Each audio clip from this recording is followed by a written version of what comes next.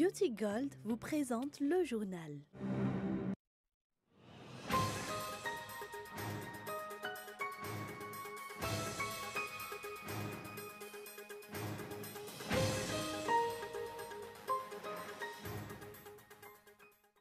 Le chef d'État malgache s'est rendu au Sénégal pour assister au 59e anniversaire de l'indépendance du Sénégal.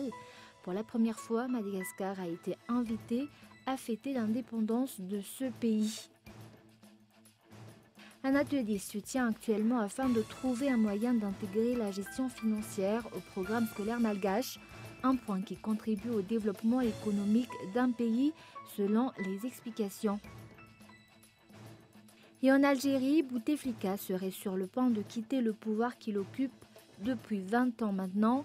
Le président algérien a déjà nommé hier soir un nouveau gouvernement de transition.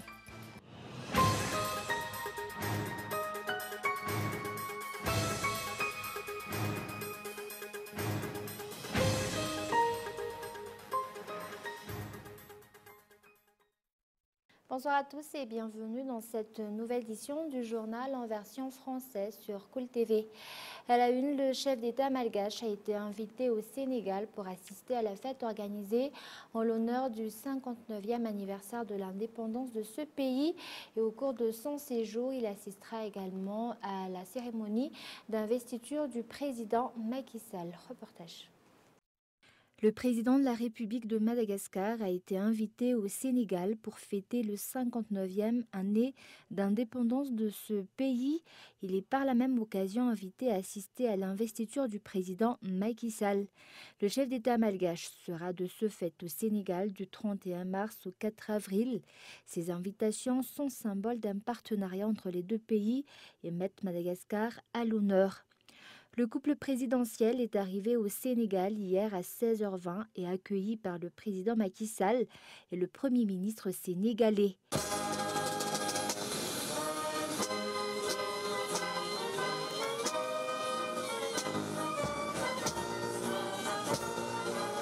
Il a également été reçu en grande pompe par la diaspora malgache et les membres du corps diplomatique au Sénégal. L'arrivée du président Andradouil s'est poursuivie par un entretien avec son homologue sénégalais dans le salon VIP avant que le couple présidentiel malgache ne regagne l'hôtel King Fahd Palace. Pour mémoire, grâce au plan émergent du Sénégal mis en place par Macky Sall, le Sénégal a fait un considérable bond en avant. Ces efforts ont fait du Sénégal un des pays les plus développés du continent africain et un modèle pour les pays situés aux environs. Et sa réélection lui permettra de poursuivre les progrès mis en marche.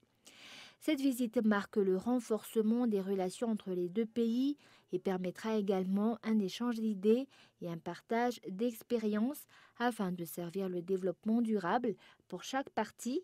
La coopération avec d'autres pays permettra à Madagascar de rattraper son retard en matière de développement. Et actualité économique, la suspension de l'octroi de permis de collecte pour les produits halieutiques a considérablement réduit la quantité des produits délivrés au sein de la capitale depuis un mois.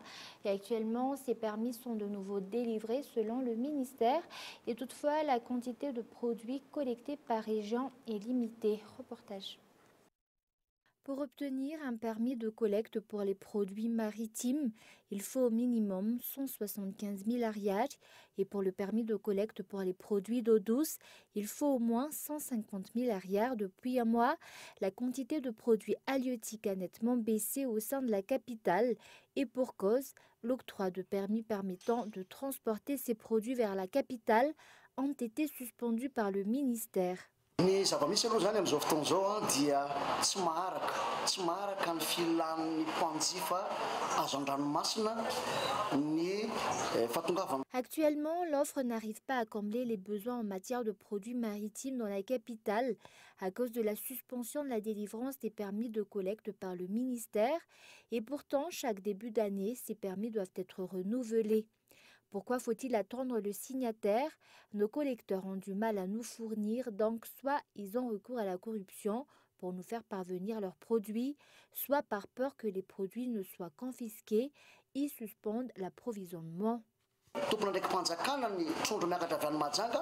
Le permis de collecte de produits halieutiques est actuellement de nouveau disponible selon le ministère de la Pêche.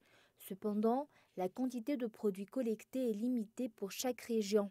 Efa mandeha zao ny renouvellement na collecte efa manomboka mizara permis zay efa nanomboka. Le renouvellement des permis a repris depuis près de 2 semaines et ne prendra fin que vers fin avril. La suspension a été due à une organisation au sein du ministère. Si ce renouvellement ne s'achève pas en fin avril, nous ne pourrons pas traiter les nouvelles demandes car il nous faut voir les statistiques des précédentes demandes pour voir s'il est encore possible de délivrer de nouveaux permis dans chaque district.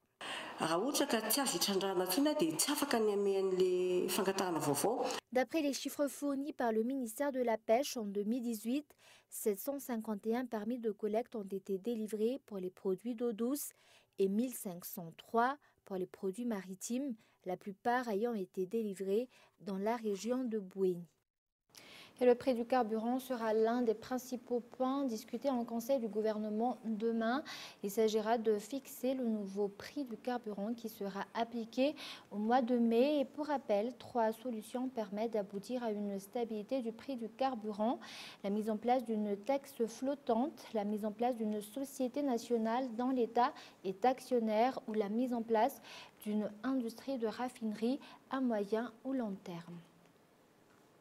Et actualité sociale, un atelier se tient actuellement afin de trouver un moyen d'intégrer la gestion financière au programme scolaire malgache, un point qui contribue au développement économique d'un pays selon les explications. Reportage.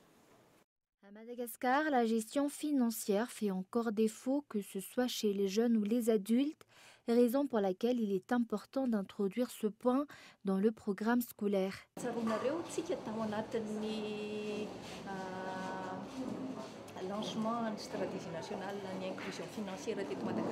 Si vous rappelez bien, au moment du lancement de la stratégie nationale de l'inclusion financière à Madagascar, nous avons fait de la gestion financière une priorité.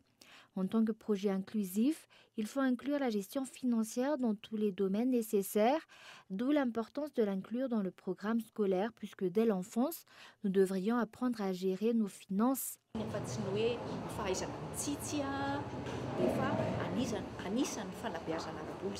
En matière de gestion financière, Madagascar se trouve encore loin derrière les 16 pays membres de la SADC. Un atelier qui débutera aujourd'hui et durera 5 jours a été organisé entre les enseignants et tous les acteurs en matière d'éducation à Madagascar afin de trouver le meilleur moyen d'introduire la gestion financière dans le programme scolaire malgache.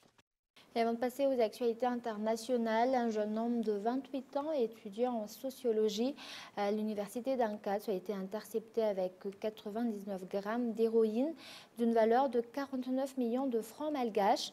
D'après les résultats des enquêtes menées, il serait fourni par un ressortissant africain vend cette drogue à 100 000 ariars le gramme et serait dealer depuis 2016. C'est une source qui a permis à la police des stupes d'apprendre l'existence de ventes d'héroïne effectuées au jardin d'Ampeflou, ce qui a permis d'arrêter le coupable sur place. Et nous passons maintenant aux actualités internationales. En Algérie, Bouteflika serait sur le point de quitter le pouvoir qu'il occupe depuis 20 ans maintenant. Et le président algérien a déjà nommé hier soir un nouveau gouvernement de transition. Reportage de France 24. L'annonce a aussitôt fait l'ouverture des journaux télévisés algériens. Le présentateur lit la dépêche de l'agence de presse officielle APS avant de citer les noms des nouveaux ministres, 27 en tout, dont 8 issus de l'actuelle équipe au pouvoir. Parmi eux, le général Ahmed Gaïd Salah, 79 ans, déjà chef d'état-major de l'armée nationale populaire et vice-ministre de la Défense, reste à son poste. Il y a quelques jours, il avait pourtant appelé à déclarer inapte le président Abdelaziz Bouteflika en s'appuyant sur l'article 102 de la Constitution. Nommé le 11 mars dernier Premier ministre, Nourdine Bedoui avait promis un gouvernement d'experts, jeunes et compétents. C'est l'ambassadeur d'Algérie aux Nations Unies, Sabri Boukadoum, qui hérite du ministère des Affaires étrangères. Mohamed Loukal passe lui du poste de gouverneur de la Banque d'Algérie à celui de ministre des Finances. Un nouveau gouvernement qui doit être provisoire et qui va devoir gérer un mouvement de contestation qui dure depuis fin février.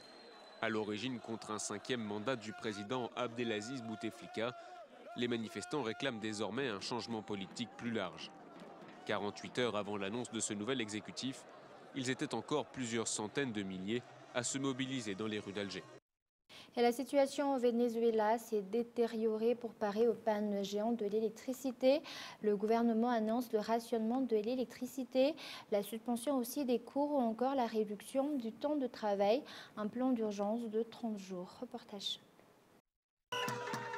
Le son des casseroles dans les rues de Caracas. Dimanche, des dizaines de Vénézuéliens ont manifesté contre les coupures d'électricité qui affectent le pays depuis plus d'un mois et qui bouleversent leur quotidien. Tout ça, ce sont des choses qui font partie de nos droits constitutionnels. Avoir de l'eau, de la lumière, le téléphone, pouvoir vivre. Pouvoir vivre, ici nous ne pouvons pas vivre. Nous sommes venus manifester pour que le président Maduro quitte enfin le pouvoir et laisse la place à un nouveau gouvernement qui, lui, nous donnera de l'électricité et de l'eau. Parmi les services les plus perturbés par les coupures à répétition, l'accès à l'eau. À Caracas, ses habitants font la queue pendant plusieurs heures, dans l'espoir de remplir quelques bidons. Nous prélevons l'eau de ce puits, mais nous ne savons pas si elle est potable ni d'où elle vient. Pour tenter de venir à bout des coupures de courant qui paralysent le pays, Nicolás Maduro a annoncé dimanche l'entrée en vigueur d'un plan de rationnement de l'électricité.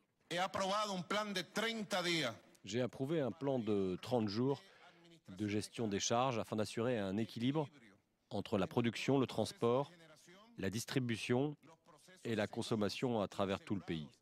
En plus de l'électricité rationnée pendant 30 jours, les cours dans les écoles vont être suspendus et les journées de travail réduites.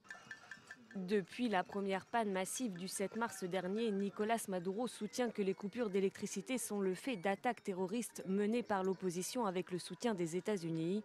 Pour les experts, c'est le manque d'investissement dans les infrastructures qui est en cause. Et un rappel des grands points de ce journal avant de se quitter. Le chef d'État malgache s'est rendu au Sénégal pour assister au 59e anniversaire de l'indépendance du Sénégal.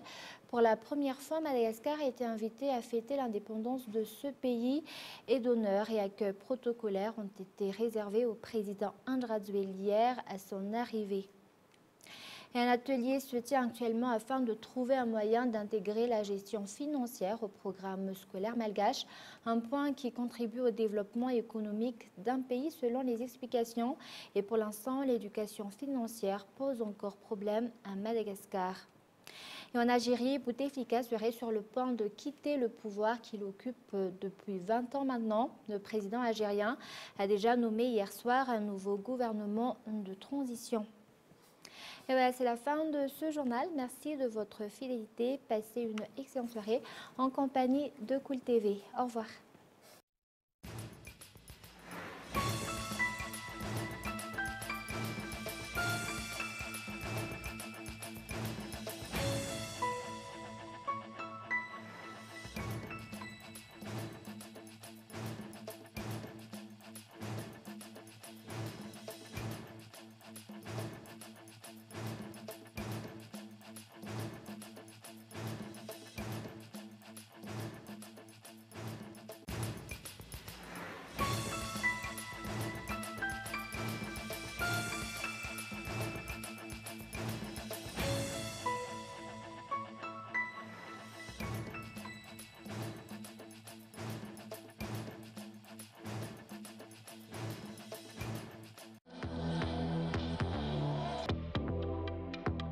Le journal vous a été présenté par Beauty Gold.